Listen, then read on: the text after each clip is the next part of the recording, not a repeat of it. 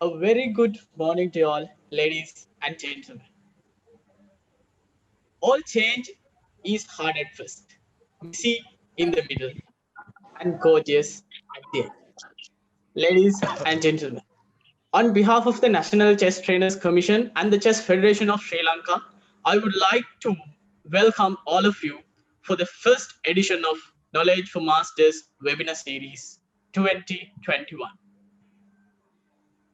Ladies and gentlemen, before moving on to today's discussion, let me bring upon a brief about the main intention of having Knowledge for Masters 2021 webinar series. The Chess Federation of Sri Lanka, along with the National Chess Trainers Commission, has identified the need of young, talented, well-polished chess trainers in the country. National Chess Trainers Commission has always been focused on developing strategies and getting over many programs to develop skillful and equipped chess coaches throughout the country. So, ladies and gentlemen, Knowledge for Masters 2021 is also another unique attempt that is being brought up by National Chess Trainers Commission along with the Chess Federation of Sri Lanka in order to develop the skills and equip the chess coaches throughout the country with an ultimate goal of producing young, talented, sustainable chess players to the country, to the world. Ladies and gentlemen, that's all about the Knowledge for Masters 2021. So, ladies and gentlemen, without further ado, let's move on to the introduce of today's discussion panel. So, ladies and gentlemen, as the guest speaker of today's webinar, we have a very prominent grandmaster, not only in India, but in the world. Ladies and gentlemen, with that, let's introduce our guest speaker.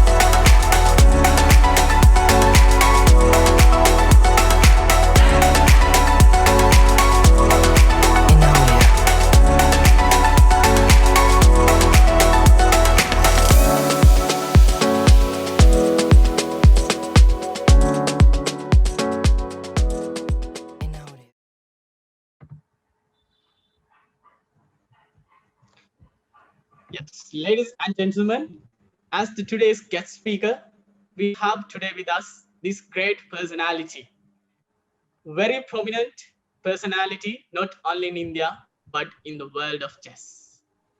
I'm pretty sure he's the true reason behind the success of great players, great chess players in India. And undoubtedly, I should say he's one of the top trainers around the world. Ladies and gentlemen, please welcome the Grandmaster R.B. Ramesh. He's a former Commonwealth champion, and also he's the best junior coach in the world in 2019, awarded by FIDE. And also he is the former national coach of Indian chess team. A very good morning to you, Grandmaster R.B. Ramesh. Yeah, hello, Ashan. Thank you very much for the nice introduction. And Yes, hello, everyone. Good morning. Welcome on board, sir. And on the other hand, ladies and gentlemen, for this discussion, we have this great personality from Sri Lanka, as we all know. The personality who is striving together with these young, talented chess players of Sri Lanka to conquer the world of chess. The personality who changed the changed the Sri Lankan chess to a new dimension, and who is always struggling to give a next level experience to the Sri Lankan chess. Ladies and gentlemen, he is the chairman of National Chess Trainers Commission and the vice president of Chess Federation of Sri Lanka. FIDE Master, FIDE Trainer, Rajeendra Kalugampitiya. A very good morning to FIDE Master Rajeendra Kalugampitiya. Thank you very much, Ashen, for that flattering introduction of me. Good morning to all of you. It is a proud moment for me to host one of the most prolific chess personalities in the world, our very own Grandmaster R.B. Ramesh. Good morning to you, sir. Throughout the last decade, India as a nation has climbed to the very top of the world at chess. You're one of the main keys behind this success. However, I'm certain that there are many untold stories along this journey. Surely, the road was not a one that was filled with roses, but one through challenge and perseverance. Sir, let's start with your own experiences as a player. You became a FIDE master in 1995 at the age of 19 and became an international master in the following year. But it took nearly 8 years to fulfill the dream of becoming a grandmaster. I think there were so many experiences you earned. Those are really valuable. Uh, like since it took 8 years, I'm definitely sure there was something which drove you throughout those 8 years of struggle, not to give up chess, but to complete the dream. We should love to hear how you became so resilient. Yeah, first of all, let me thank you for the wonderful opportunity to interact with the Sri Lankan coaches.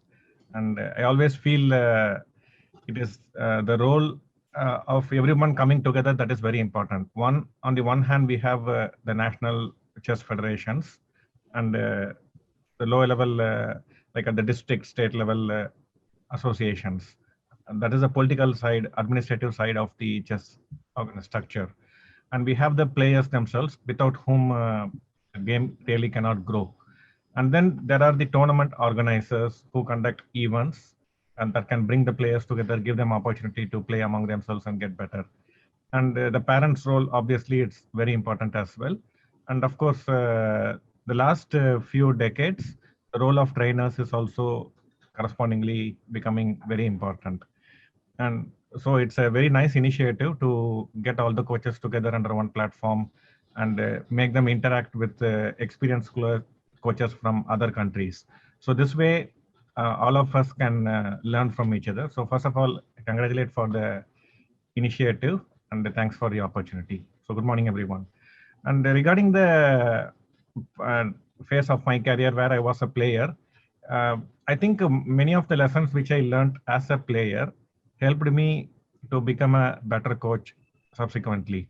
So like you mentioned, I started playing chess at the age of 12, but these days you can see at the age of 12, there are some kids who are becoming grandmasters. So now things have drastically changed.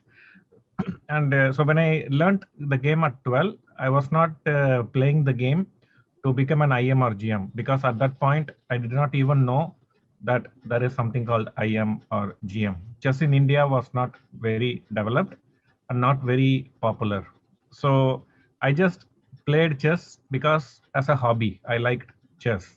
And then I started playing competitions and I started going to one of my first gurus, Mr. Dakshinamurthy's home, where he allowed other players to come and play for free. So the house will be open from 8 in the morning till night 9 o'clock. And all the players, those who love chess, they will come there and we will play against each other. And he will not charge any fee. It was completely free. And he also had some 100 chess books or more. So he will give those books free to whoever come there. So we will read and return the book. So he was a true passionate lover. And when I went there, I met a lot of other players, and all of us were without any direction, without any aim, without any purpose. We were just playing for fun. And then we started playing competitions. And when I started winning, I became more ambitious. And then I started working hard, borrowed more books, and learned. And those days, there was no chess-based computers, internet. It was still not there. And so mostly we have to learn from the books. And books were also not available in India because we did not have authors or book publishers who write books, publish books in India. So we have to import books from other countries, and which was very expensive. So that helped me. And then I became an IM at the age of 19. So I started at 12, became an IM at 19. And then at the age of 27, I became a GM. So it was a very big gap between IM and GM. And one of the reason is, first of all, I was not very ambitious. I did not want to become a GM. So I thought I'm playing chess only for fun, and I like it, and I want to improve. But I did not have any goals. So in some ways, it is bad because I did not have goals. So I could not drive myself to work hard. But in some ways, it was good because I was always enjoying the game. There was no pressure that I have to achieve this or that and please others. So I was enjoying that journey. But it was at some point what happened, many players who are younger to me, like Abhijit Kunte, or Abhijit Kunte is almost like my age, but Sashi Kiran, Hari Krishna, Ganguly, they were like 4 or 5 years younger to me. And when they started becoming GM, IM, GM and all very fast by playing international competitions, I started feeling little guilty or jealous or left out. I don't know what is the correct word, but I felt like others are becoming better than me and I'm still stuck at some point. And then I started, okay, I also have to become a GM, otherwise it will look very odd. So, and the other thing is like there were many difficulties because there were many things which I was doing as a player, which I thought made a lot of sense, lot of common sense and logic. But now when I look back, many of the things I did were not very good. I did not realize the importance of fighting back in difficult positions. So whenever I get a bad position, I will look around quickly to see if others are looking at me. So if someone is looking at me when I am playing in a bad position, I will feel very ashamed, like I'm losing and everyone is watching me, something like that. So what I will do, I will just play very quickly and lose very quickly and go home. So then I will say, okay, today is my bad day. Tomorrow I will win, something like this. But then I started observing what other strong players are doing. I found that in difficult positions, they are fighting and struggling and somehow hanging in there and not losing. And many times they draw the game or even win. So initially I used to think, oh, it is simply they got lucky. That is why they won. And I don't want to rely on luck. But then when the more I thought, I understood it is not just luck. They are fighting for their survival and it is not easy.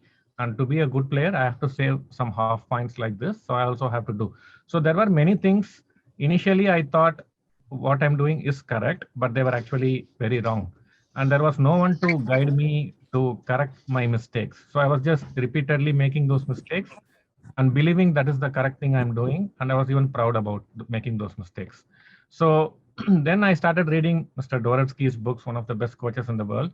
And I learned a lot. It changed me completely, how I was looking at things, my approach to the game. And I understood the importance of psychology, being mentally tough. And when I started trying to become mentally tough, then it helped my chess also. And eventually I became a GM. So it was basically a lot of trial and error. And we should not discount the importance of it.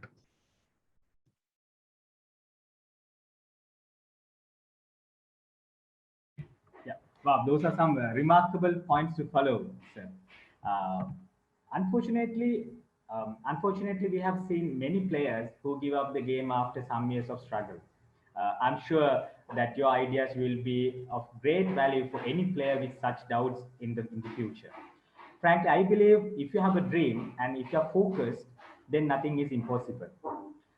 Then, after becoming a strong player and having represented India at many events, at one point in your life, you decided to become a professional chess trainer instead of continuing as a player. How did you handle this transition? We would like to hear about. We would like to hear about your early career as a chess trainer. Yeah, so like I said, I started playing chess when I was 12 years old.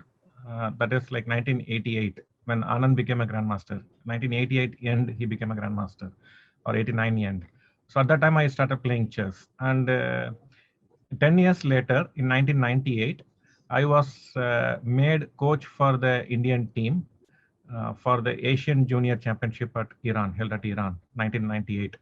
So I was 22 years old at that time, and I was coach for the under 20 team. And I have never coached anyone till that point. So I was really shocked that ASAF appointed me as coach. So they're appointing a 22-year-old to teach 20-year-olds. So, but anyway, that was a great opportunity to me. And I went, and in both boys and girls, our players won gold medal. Vijay Lakshmi won in girls, and Tejas Pakre won in boys. Not because of my training or my effort. I was just there, and that was my first experience as a coach. And I was trying to help the players in whatever way I can, but I had no idea what is required. But after I came back from the tournament, my wife, R.B. Ramesh, she is also a chess player. So at that time, she was a young girl, an upcoming player. So her parents approached me and asked me if I can train, not coach actually, basically play with her, this kind of thing. So I agreed. And then I started working. And one good thing was she was a very good student. So if I say you have to do this, she will do this. So she trusted me 100%, and she was very sincere. And generally, this I have seen with many good students. They usually trust their coach blindly, and that is a very good quality from the students' viewpoint, because they will simply do what you tell them to do, and we can quickly change them in the correct direction. So I tried a lot of things which I wanted to do as a player, but I could not do.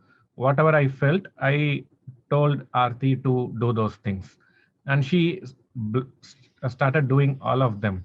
And then next year in 1999, 1 year we were working like this, almost on a daily basis. And in 1999, she went to Spain to participate in World Under 18 Championship, and she was 13th or 17th seed. So we did not have very high expectations, but she won the World Under 18 Championship. So this was the first world title India had after 10 years, where Anand won World Junior Championship. And after 10 years, till 10 years, there was no world title, not even a medal like bronze or silver. But suddenly we get a gold, and that too in a under 18 category. And that was a very big shock to all of us, including Aarti, me, all the chess players. How can an Indian win a gold medal in the World Championship unless you are Anand? It was not even thought possible. But once this happened, it gave hope to many. As a coach, it gave a lot of hope to me. As a player, it gave hope to Aarti. And there were many young children who wanted to be like Aarti. So she became a star, and then became a role model for the subsequent generations.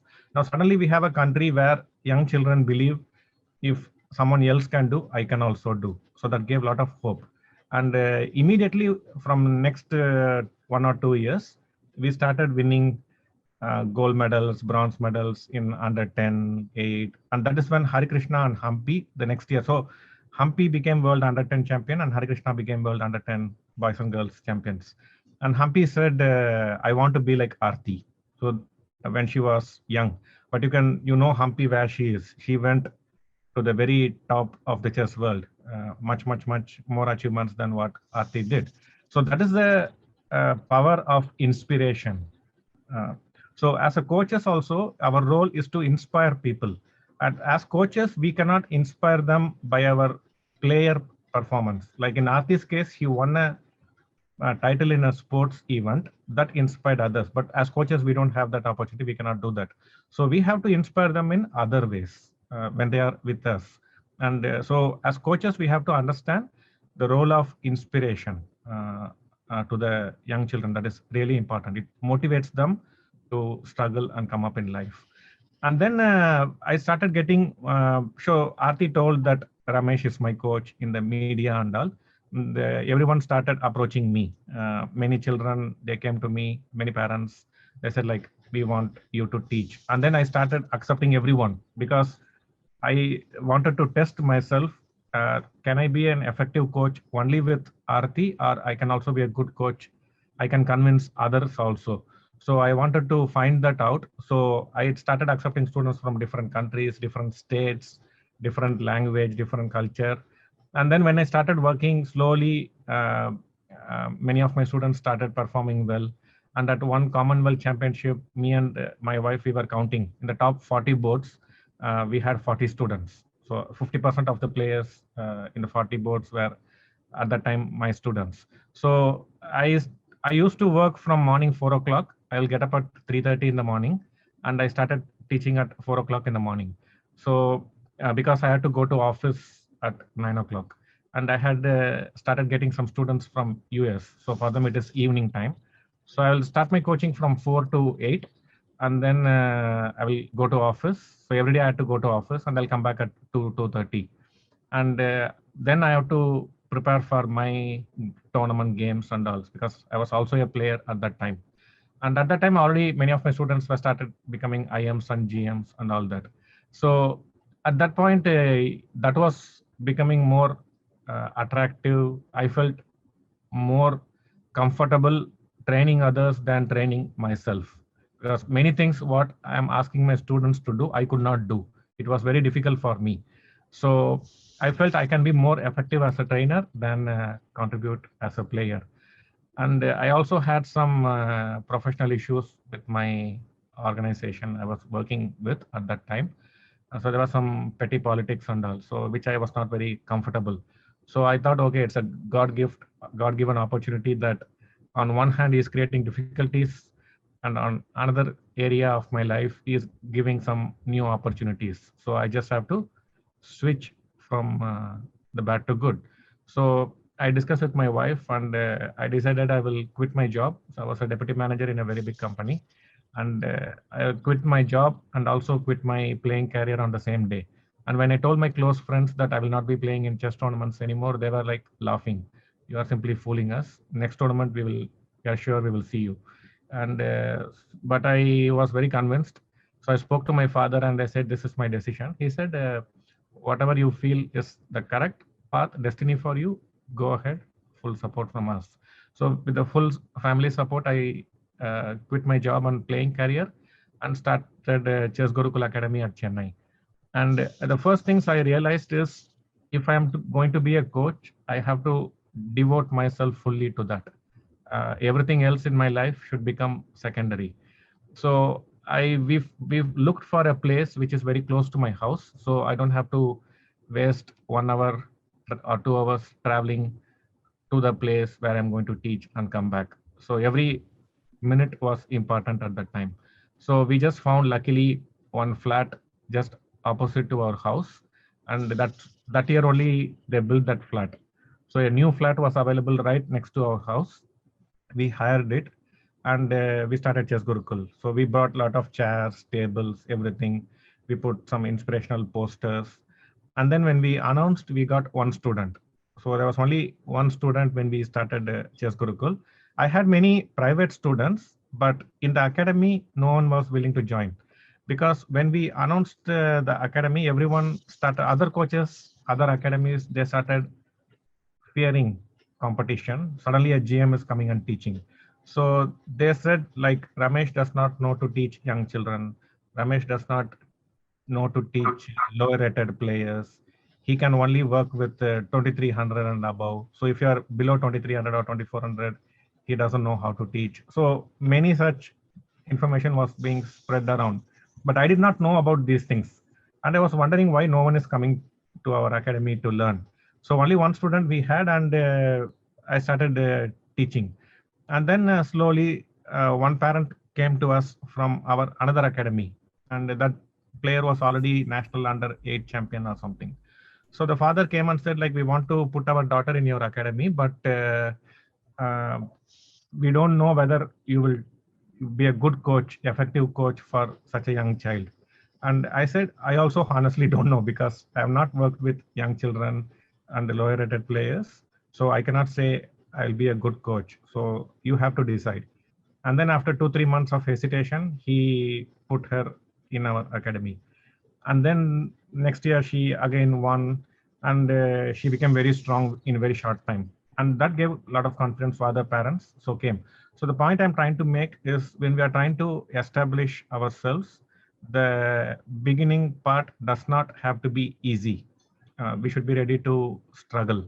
And those days, like, and then I started getting more and more students. And at one point, I was teaching from 4 till 9 p.m. So food and all, I will just have during teaching. So I don't have time to even get up and eat food. So it was like this, some 14 hours, 15 hours, I used to train every day continuously for 5 months like that. So I lost sleep. I did not have time to talk to my wife, anyone in the family, just teaching. And they were all very supportive. They understood that I have to go through this phase. It is not going to be like this forever, but I have to go through this time. And I was enjoying myself a lot. And so I started reading. One decision I took, uh, I will. I was, as a player, I was reading a lot of books, especially Dvorsky books, and all helped me a lot.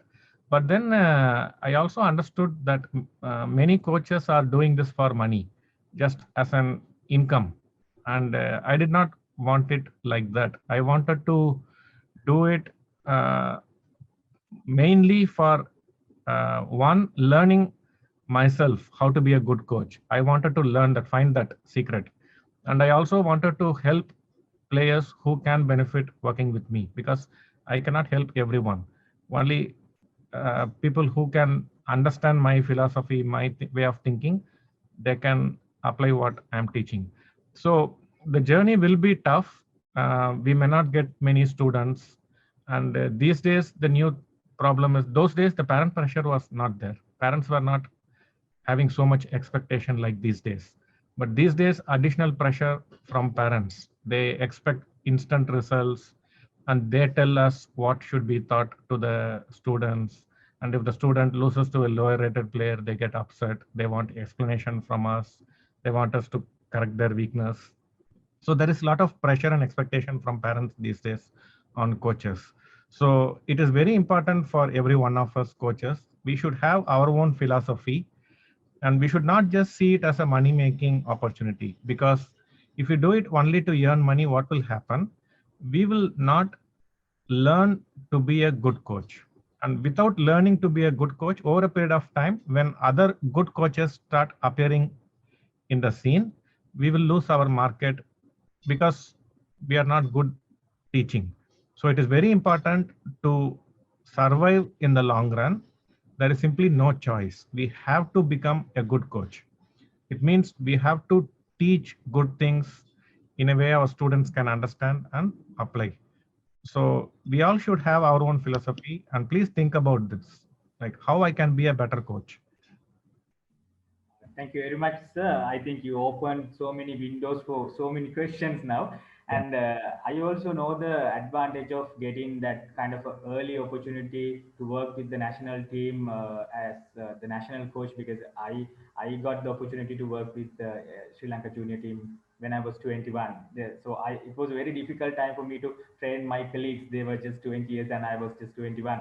Then the same, and the following year, I got the opportunity to work with the World Youth team, Sri Lankan team, and I know that creates a huge opportunity for me, and it inspired me to work more and more, and I know the value of that. And we have a separate question for the parents issues as well. I will come to that in the future, sir. So I have a very important question, because most of here we have many trainers who are working with the beginners, or with the players who are under 12 years. So you are one of the specialists for cultivating child prodigies. So what are your guidelines for developing young talents, especially once we identify early talents? How should we nurture them? Yeah. So this is very important. What happened is, like I have seen after becoming a coach, when I used to travel with the Indian team, I meet coach of Russian team, Chinese team, German team, French team, and all. And when we talk with them, I realized most of them are not, sorry to say, professional coaches. They are coaching a lot, but what happens is, like, everyone is trying to find students who are already producing results, and then they work with them, make them even better. But very few are interested in just working with a young child and teaching them good things and making them strong. So I strongly believe most of the children, if they're reasonably smart, we can make them GMs. That's all. So they don't need special talent and all. If they are reasonably smart, and if they can listen to you, then you can make them GMs. This is my strong belief.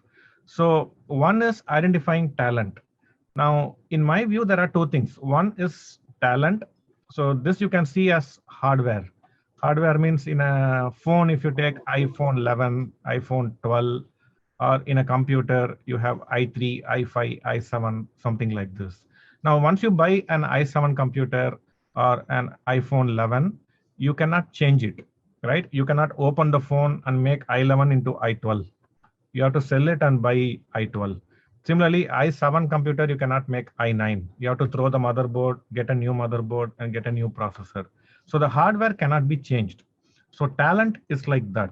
So some children will be i3, some children will be i5, some children will be i7, some children i9. So they will have varying degrees of talent. And we don't have to worry too much about it, and we cannot change it also. So only thing we can help is like bring out whatever talent they have. So the other thing is what we do with the talent, that is more important. So now when we are working with young children, what we have to look is, in some children you will see, if you give a very easy position.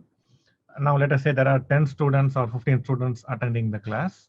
Some children, they will keep quiet, they will not tell any moves. Some children, they will always tell moves. The moment you keep a position, immediately they will tell moves. Some children, they will hesitate, they will think. So you will have all kinds, varieties of students. So what I used to do, I will observe each child, how they are sitting, how they are thinking, whether they are looking at the board or whether they are looking somewhere else. So basically, are they interested in the class? Are they having good concentration? I used to observe this. And then I will ask questions to, like, whenever someone is telling moves quickly, I will see whether they are telling correct moves or they're telling wrong moves. So if someone is telling wrong moves again and again immediately, every time you keep a position, then I will tell the child, like, okay, you have to slow down. You should not tell moves. Only when I ask you, you have to tell moves. Till then, you have to think. So basically, I will shut him down that you should not tell moves, because he will simply be disturbing other kids. Then the children who are always quiet, I will ask them, okay, you tell me what we should do, something like this. So then they'll be forced to tell what they are thinking. And if the thinking is good continuously, then we will encourage more and more, because they are afraid if I tell in public a wrong move, others will laugh at me, something like that. So when they tell correct moves, they will slowly gain confidence and they'll become more open. So basically, how they concentrate, how they listen in the class, how much they are interested in the class, and some children will take notes, all these things. So, and if they're telling more and more correct moves, we can reasonably be sure that they are talented. So most of the moves, if they tell it is wrong, then maybe they are in the average category, something like this. So once we identify good children, what we have to do, we have to tell all the children, it's very important, we don't just teach chess, we also have to tell them few things. So I'll just quickly share a document, if you don't mind. Okay, so yeah. Yes, sir. Yeah, so I will. So are the fonts big enough? Can you read them? Yeah, it's visible. Okay. So from the audience, you can read the thing, or it is too small. You want me to make it bigger, or it is okay?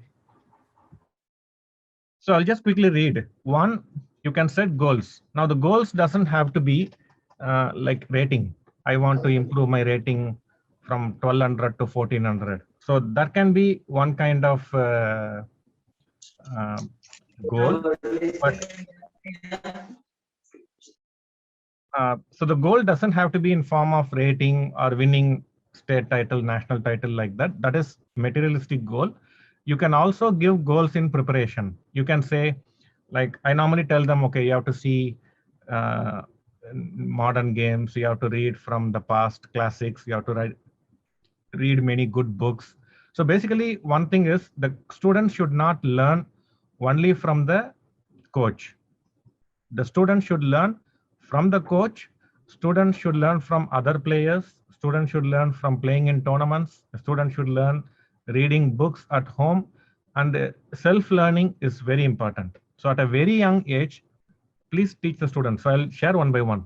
So you can, the goal also can be like every day I will solve 20 puzzles. This can be a goal. Every day I will see 5 Alikine games. This also can be a goal. So you can set these type of goals also. And the second point is they should never lose their interest in chess should not go down. If we scold the students continuously, if we criticize the students, you are not good, you are not learning what I am teaching. If you talk negative language with the students, they will lose interest in the game. So they have to, their interest in the game should never go down. So inspire them, tell them motivating stories, use positive words, use positive language, and teach them that they have to struggle and learn. It is not always going to be 2 plus 2, 4, 3 plus 3, 6. They are not going to learn easy things like this all the time. They will slowly have to go to algebra, trigonometry, and all that. So some difficult things they have to learn, and they should be ready to go through difficulties to learn difficult things. This we should tell them at the young age, that they should struggle and learn. And we should tell them, make them realize there is so much to be learned. Even now, when Pragnanda is 2608 at the age of 13, and even now he practices 6 hours, 8 hours every day, sometimes more. So there is so much to learn, and that should not make the students afraid. Oh my God, there is so much to learn. But they should get inspired. In that way, you have to tell them. There are so many beautiful things, good things, exciting things to be learned, and we have to start now. Don't be lazy. And many children these days, especially, they are afraid of losing games. So we have to tell them losing is not a bad thing. Winning is not a good thing. They both are simply different things. So we have to explain, like some games we will win, draw, lose. That does not matter at all. What matters is you should grow strong with every experience. You should learn something good from every experience. So you win a game, it's an experience. You lose a game, it's an experience. You draw a game, it's an experience. That's all. You are just experiencing different things. And whatever experience you are experiencing, you can learn something good from each experience. So you can learn good things from the games you won, draw, or lost. So they should look what I can learn from today's game. That is what they should look at. They should not think, oh, I lost, so my rating will go down. We should remove this fear at a very young age. So they should not play for results. This we have to teach them. And many parents will have expectations. Oh, that guy became a GM, so my son should become a GM. And I'm willing to support whatever way I can. So the parents will have too much expectations. But the child's job is not to meet even parents' expectations or coach's expectation. The child is playing chess because the child loves to play chess. And as coaches, we are there to help them, not to create targets and make them achieve those targets. So they should not try to meet coaches' expectations or parents' expectations. From that angle, as coaches, we should not thrust our expectations on the children. It is very wrong. And we have to teach the students that they have to learn new things, good things. They have to keep changing. They should have an open mind to learn. And only if they keep learning, the good results will come in the long run. And when they lose a game, how to handle it, temporary setbacks. So like I said, teach them it is simply a different experience. That's all. Like a mosquito bites us, right? Or you carry a water, some water spills, right? It is not end of the world. It's just something has happened which you did not expect. So try to teach the students how to handle losses. Don't criticize them. So when my students lose a game or win a game, I never ask when I meet a student, what happened to your game? Did you win or lose? Right? So I never ask this because for me, it doesn't matter whether the student won the game or lost the game. So from that, I try to teach the students that I'm not going to see whether you won or lost. I'm not going to judge you. I'm going to judge you. Did you give your best during the game? When you played the game, did you give your best? So did you enjoy the competition, that fight with the opponent? So they have to enjoy, involve themselves more and give their best. This is what as a coach I expect from my students. So we have to teach them the value of hard work, not more work. There is a difference between more work and hard work. So how I normally tell my students is, you can take two pawns, white pawn, black pawn. Okay. So I'm saying I'm going to build muscles in my hands, and I do like this with pawns. Okay. So when I do like this for 5 hours, will I start building muscles? No, because the weight is too less, right? But instead, if I try to lift a table, even for a few seconds, if I can do that, that will help me in what I want to achieve. So hard work is learning to do difficult things, which you are finding difficult. So for example, for an attacking player, learning to play a quiet move is difficult. For a positional player, learning to sacrifice the material is difficult. So for everyone, some things will be easy, some things will be difficult. So they should be ready to put effort to learn the difficult things. That is hard work. So things which you don't feel comfortable, which you don't like, but they are also good, and I am willing to learn those things. So the effort they put in this direction is hard work. And we should teach the students to be like this. And just knowing things is not enough. So if we teach them in the opening develop pieces quickly, they will not develop pieces quickly. So we have to inspire them. We have to show many examples. We have to explain, and we should encourage them to apply in their games. So only when they apply, they will learn faster. And we should encourage students to experiment. Experiment means try new things. And we should encourage them uh, to go in the path of learning, self-discovery kind of thing. So it is not just winning, losing, rating going up. And then time related, some children will play very fast, some children will play very slow. So during the training, we have to teach them some decisions you have to take quickly, some decisions you have to take after thinking for more time, and give some examples and try to teach them. And the coach also should uh, the coach should also help every child to prepare a schedule. So I normally ask my students, okay, what time you get up in the morning, what time you have breakfast, what time you go to school, what time you come back from school, and how much time you need for homework and studies. So what time you go to bed, what time you have dinner. So I will get all this information. I will tell them, okay, so maybe 5 to 6:30 in the evening you can see chess, and then 8:45 to 9:30 you can see chess. So I will give some schedule so that more hours they can spend on learning. So just the coach, what they learn from us in the class is not enough. It's probably only 5-10% enough. So remaining 90% of the learning, it should happen through the students' own effort. So this we should tell the students clearly. They cannot outsource learning to coaches. Okay, most of the children, what they do, the parents also, they think whatever the player has to know, the coach will teach. No, we cannot teach everything. We can only teach few things. So we have to tell them that I will teach you few things, but you have to learn yourself also at home. So give them a schedule. And many children will have confusion whether I should work on opening, middle game, end game. Generally, it is better to work more on middle game. Okay, calculation, analysis, attack, positional play, these things they have to learn, and end game. So openings, only opening principles, if they learn, it is more than sufficient at a very young age. A very young age, they don't have to learn openings. Teach them opening principles, that we should not move pieces again and again. We should not keep king in the center. We should develop pieces very quickly. And when you teach every principle, have five examples.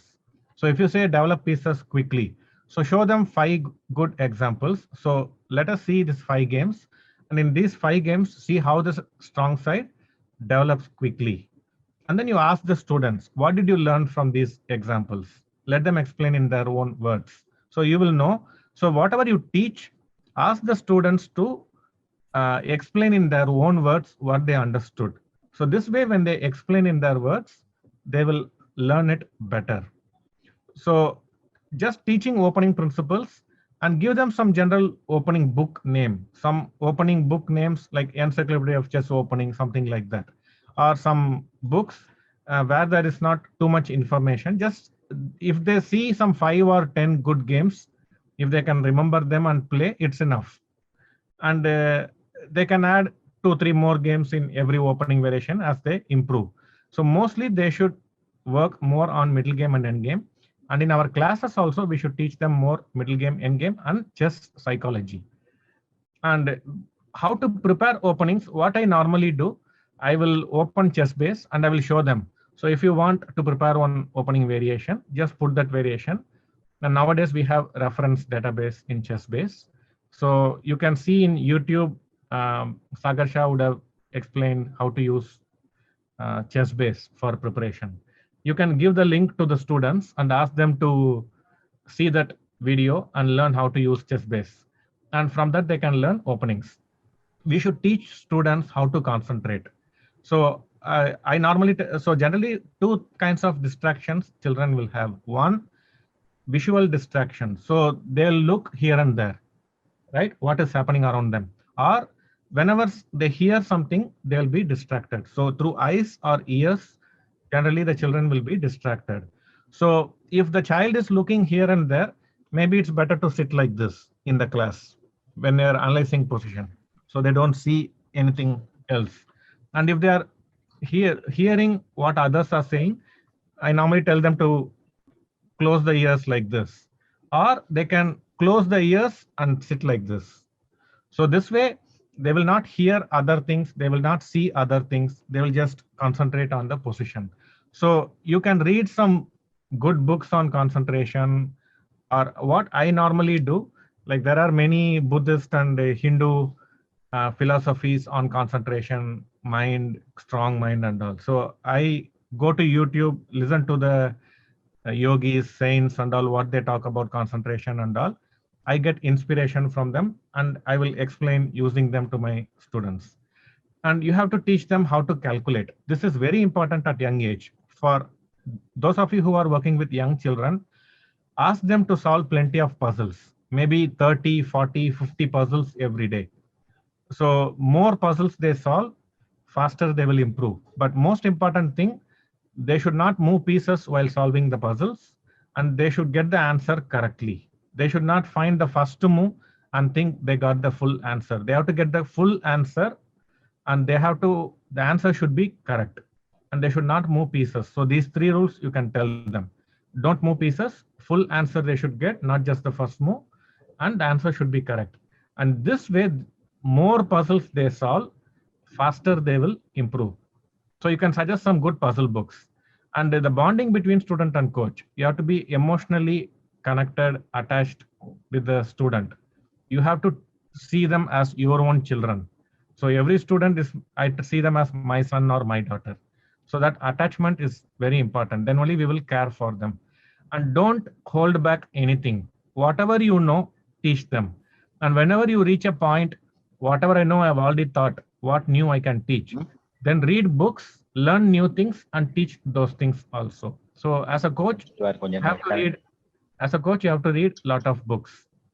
And during tournaments, many coaches, what they do, they interfere too much. They say, I will help you in the preparation during tournament. Let us prepare a surprise opening for tomorrow's game, like that. And if the student loses a game, we say, it's okay, okay, don't worry, tomorrow you can win. So what my philosophy is, I will not interfere during tournaments.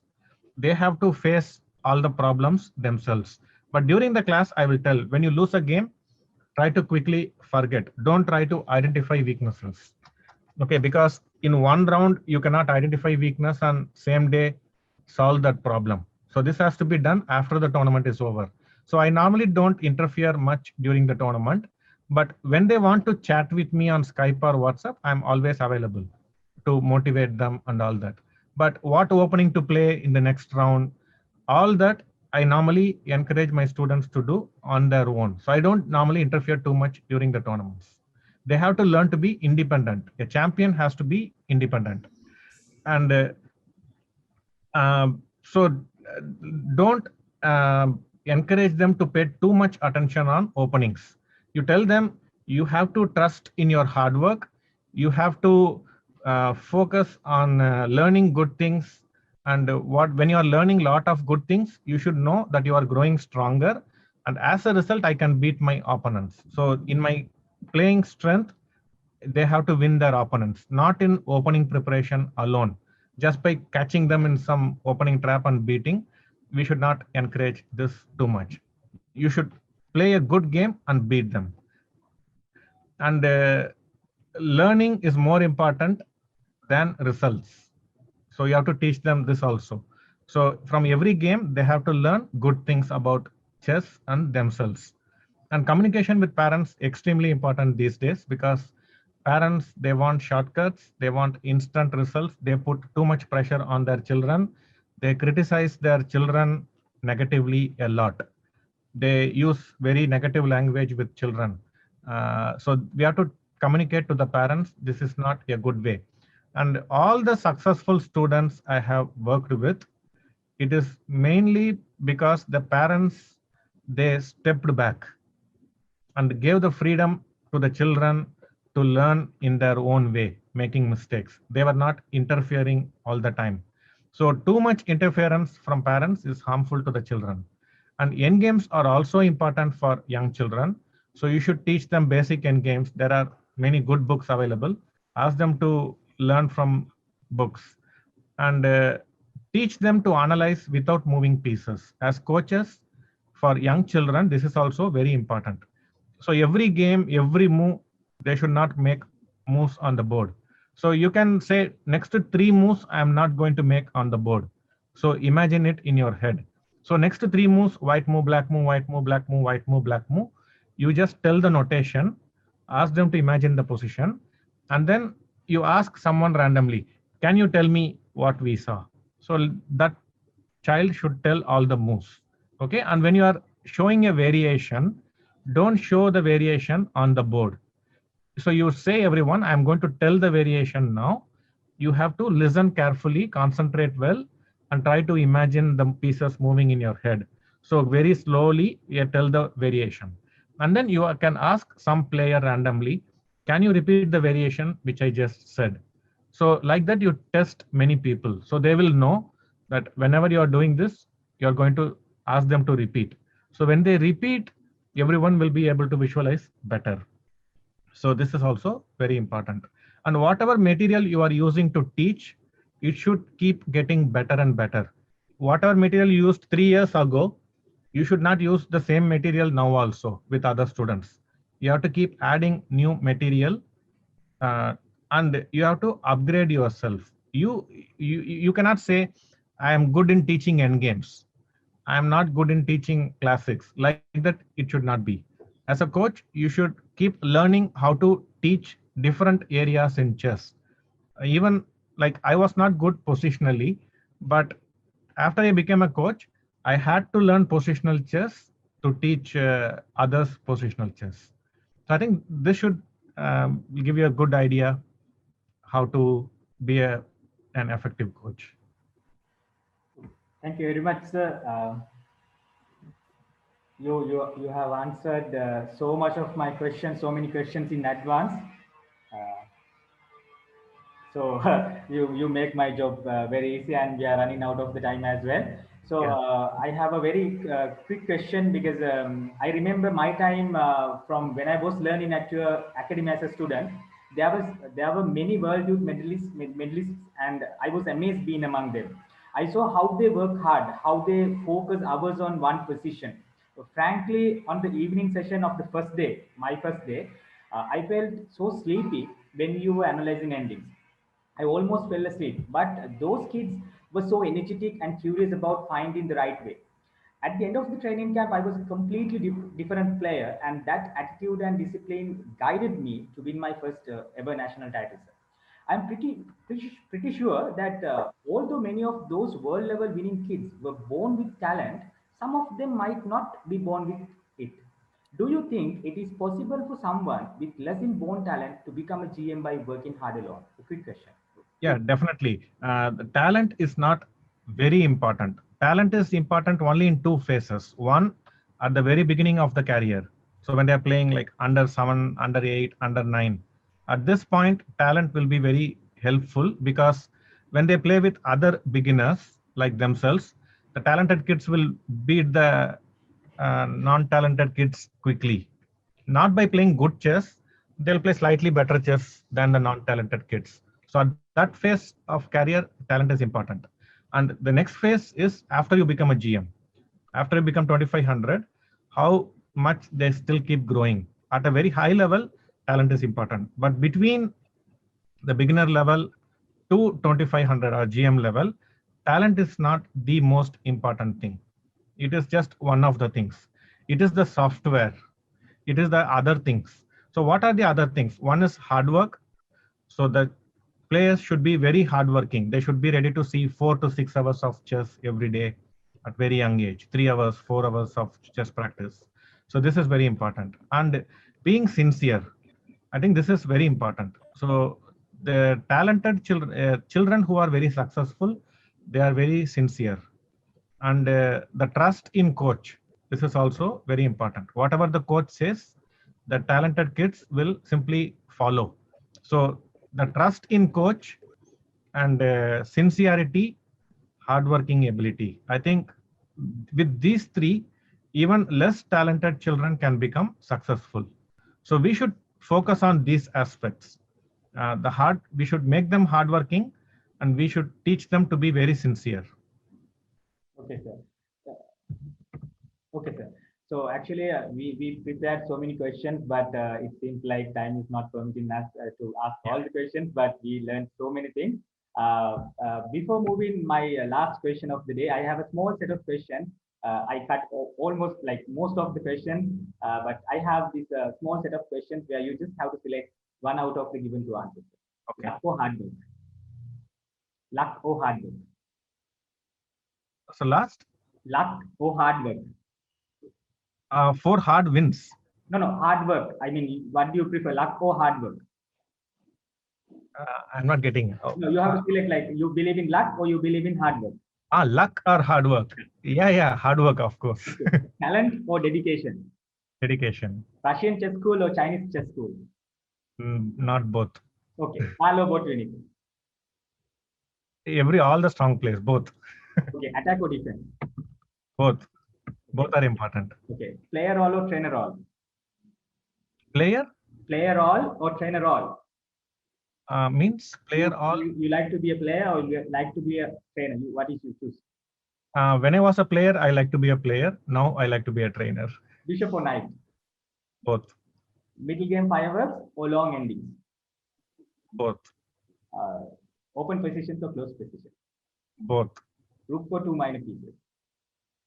Both. Carlsen or Nepuniashi? Both. Okay. No, my point is philosophy is very simple. So in some positions, bishops are better than knight. In some positions, knights are better than bishop. So as a player, I should know how to handle bishops, how to handle knights. I will learn from Tal, I will learn from Botvinnik. I will learn from Carlsen, I will learn from Nepomniachtchi. So E4 opening or D4 opening. So from the learning viewpoint, I have to learn everything. I cannot choose. I'll be good in attack and I will be bad in defense. It's not good for me. So I have to be good in attack. I also have to defend. So learning angle, everything is important. Okay, let me move to the last question of the day, sir. In the year 2000, India didn't have that many grandmasters. However, in recent years, the number accelerated rapidly. We have seen India dominate most of the junior and youth events in Asia and the world. In this success story, you are undoubtedly one of the key personalities who played a huge role. We would like to hear what decisions we must take in order to uplift our chess as a nation. Okay, so one is you should have more tournaments, good tournaments. So when the children play more tournaments, they'll be more motivated to keep playing chess. If there are no tournaments, they will lose interest in the game. So lot of tournaments should happen in Sri Lanka and for different levels of players, for children, for adult improvers, open tournaments, all this, rating tournaments. So there should be many tournaments. One, two, the association should be player friendly, and if the association, if they feel controlling is, they should form a system which will work and help the players. This kind of a system they should evolve. So all the small province, like if you have small districts, even those district associations should become active. So throughout the national level, they should we should activate all the associations. There should be more tournaments. There should be small clubs throughout the country where anyone interested in the game, they can go and play. So they don't have to have a coach. If they have some 2-3 chess board, 2-3 chess clock, anyone can come and play, some system like that. And also coaches, good coaches. So what you are doing is fantastic. So if required, I can volunteer one thing. You can send me the questions and I can record a video, answer my views and send it back in a Google Drive or something. So even if you're running short of time, I can take questions and I can send my views later. So it is a good opportunity for all the coaches. We should you should have more such interactions with different coaches so they can get inspired and learn from different coaches who are doing well.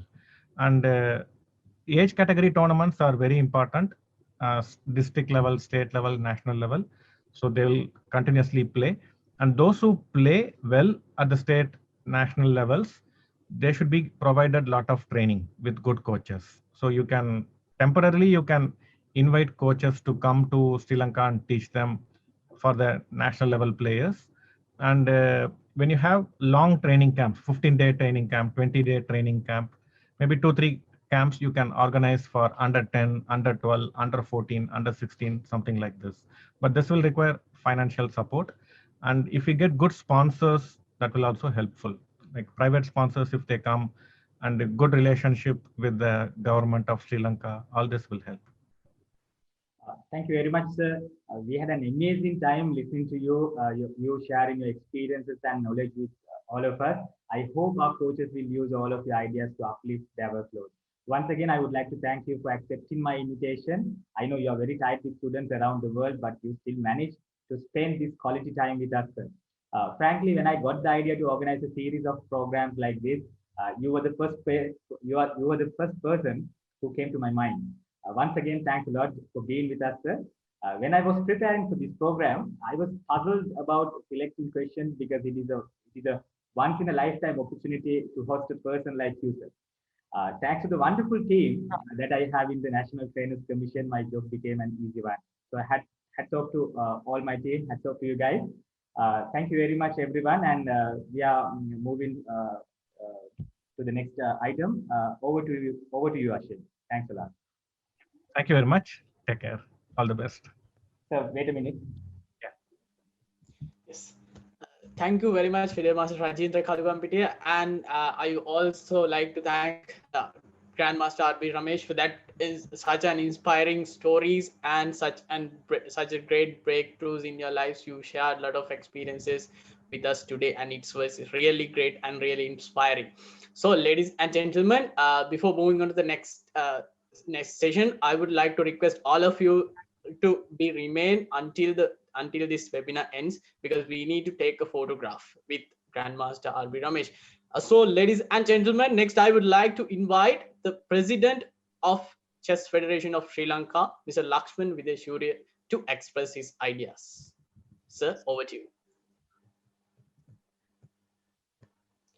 Excuse me, sir, you're muted.